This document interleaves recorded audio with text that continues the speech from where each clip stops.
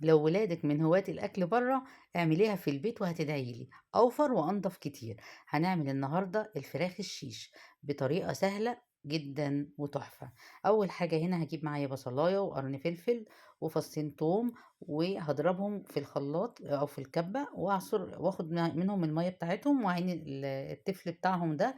إن شاء الله نبقى نعمل بيه كفتة، اوعي ترميه، هنيه في الفريزر نعمل بيه كفتة. وحطي بقى التوابل بتاعتك، الصويا صوص والبابريكا والفلفل الاسود والملح وزعتر وكل التوابل اللي انت بتحبيها كده، وعصرة ليمون حلوة كده تمام. وقلبي وشوية زيت، وهنقلب الخليط ده كويس قوي. وهنحط كمان معلقتين زبادي او علبة زبادي صغيرة. وطبعا الفراخ انا جبتها وقطعتها قطع صغيرة كده على قد ما تقدري قطعيها. خدتها طبعا وغسلتها وعملت لها محلول النقع وبقت زي الفل معايا. بتفتحيها كده وتعملي فيها فتحات علشان تشرب التتبيلة بتاعتك كويس.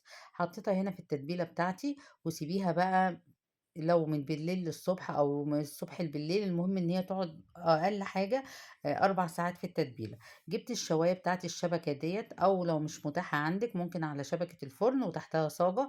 انا مغطية الصاجة هنا بورقة فويل علشان خاطر ما تتحرقش معايا. هتحطي قطع الفراخ بتاعتك كده بعد ما قعدت في التتبيلة، وهتدهنيها كده بالتتبيلة الباقية دي، هتحطيها على الوش كده تمام. وكل فترة كده هتقلبي فيها وهي في الفرن. انا طبعا مسخنه الفرن بتاعي، وده النتيجه بتاعتها في النهايه بعد ما قلبتها طبعا. خدت لون تحفه وطعم ولا اروع. اتمنى تجربوها.